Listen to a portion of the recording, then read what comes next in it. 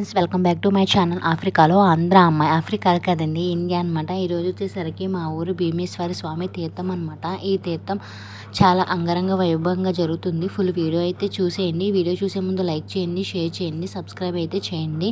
ఇంకా ఈ భీమేశ్వర స్వామి తీర్థం కోసం నేను మా అమ్మగారి వాళ్ళ ఇంటి దగ్గర నుంచి మా అత్తగారి ఇంటికి అయితే వెళ్తున్నాను అండి. మా నాన్నగారు అయితే తీసుకువెళ్తున్నారు, ఎందుకంటే మా హస్బెండ్ వచ్చేసరికి వేరే కంట్రీలో అయితే ఉన్నారనమాట. ఇది వచ్చేసరికి మా ఇష్టదైవం అండి. మా ఇష్టదైవాన్ని తలుచుకుని మేము ఎక్కడికైనా వెళ్తామన్నమాట. అక్కడ ఆగి నమస్కారం చేసుకుని ఏ పని చేసినా అక్కడ ఆగి దండం పెట్టుకుని అయితే వెళ్తాము. ఇంకా మా అత్తగారు వాళ్ళ ఇంటికి వెళ్ళాలంటే ఆ రైల్వే ట్రాక్ దాటి వెళ్ళాలన్నమాట. ఇంకా ఈలోపు ట్రైన్ అయితే వెళ్తుందండి.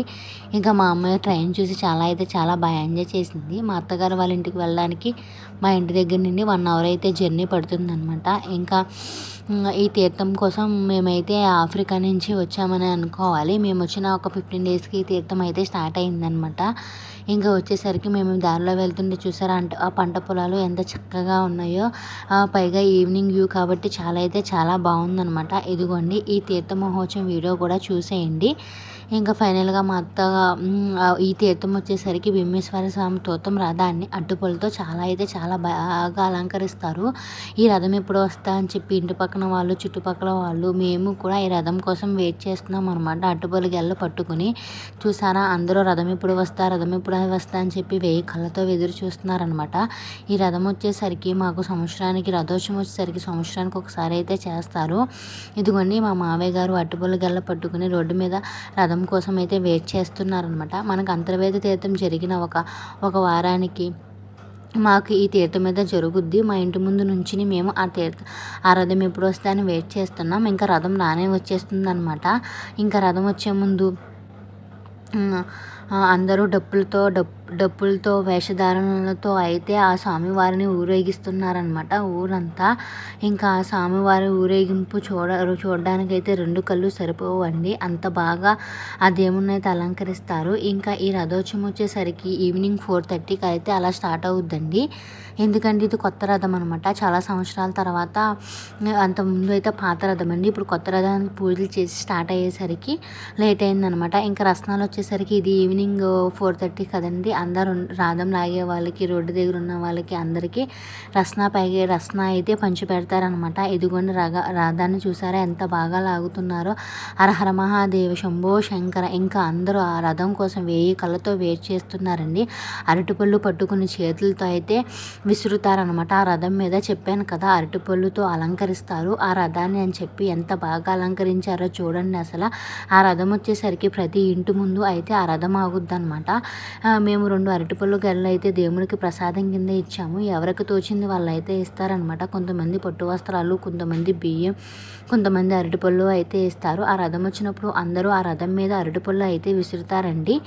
ఇంకా ఆ దేవునికి అయితే మనం 2 అరటిపళ్ళు గెల్లిచ్చాము కదా, ఆ దేవునికి 2 అరటిపళ్ళు తీసుకుని మిగతా అరటిపళ్ళు మనకైతే వెనక్కి ఇచ్చేస్తారు. ఇంకోటి వచ్చేసరికి ఆ రథం మీద పిల్లల్ని ఎక్కించి ఆ స్వామివారిని అయితే దర్శనం చేయిస్తారనమాట.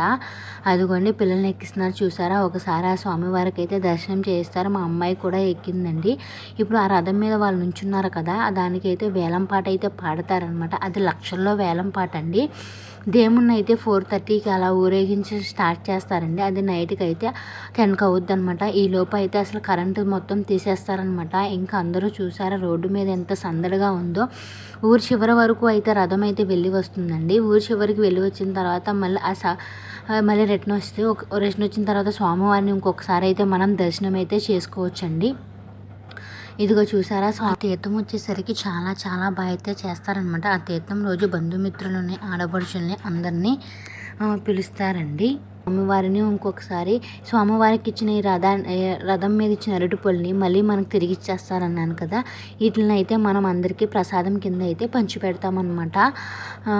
రథోత్సవం కంప్లీట్ అయ్యి మొత్తం అయ్యేసరికి మేమందరం కలిసి రథం అయిపోయి వెళ్ళిపోయిన తర్వాత 9:30కి అలా ఫ్యామిలీ అందరూ కలిసి భోజనం అయితే తిన్నామన్నమాట. వండిన పిండి వంటలు అవి ఇవి కలిపి గారెలు, fried rice, biryani, paneer curry అవి ప్రిపేర్ అయితే చేసామండి. పిండి వంటలు వచ్చిన బంధువులు, మిత్రులు అందరూ అయితే కలిసి అయితే భోజనం చేసాము. మా రథోత్సవం ఎలా ఉంది, మీ ఊళ్ళో రథోత్సవం ఎలా చేస్తారు అనేది నాకు కామెంట్ బాక్స్లో అయితే కామెంట్ చేయండి. ఇదిగోండి మా రథోత్సవం అయితే ఇలా జరిగిందనమాట. ఈసారి అయితే ఫుల్ హ్యాపీ అనమాట. కొంచెం బాధ అయితే ఉందండి. ఎందుకంటే నేను మా అమ్మాయి అయితే వచ్చాము. మా హస్బెండ్ అయితే వేరే ప్లేస్‌లో ఉన్నారు కదా! కొంచెం ఆయన వస్తే బావుండు అన్న ఫీలింగ్ అయితే వచ్చిందండి. ఇంకా ఫైనల్‌గా ఫ్యామిలీతో కలిసి చాలా బాగా ఎంజాయ్ చేశాను. ఇదొచ్చేసరికి తీర్థం అండి. తీర్థంలో ఎలా జరిగిందనేది పార్ట్ 2 కింద అయితే వీడియో పెడతాను. ఆ వీడియో అయితే చూసేయండి. పార్ట్ 2 వీడియో కూడా ఉంది. వీడియో నచ్చితే లైక్ చేయండి, షేర్ చేయండి, సబ్స్క్రైబ్ అయితే చేయండి.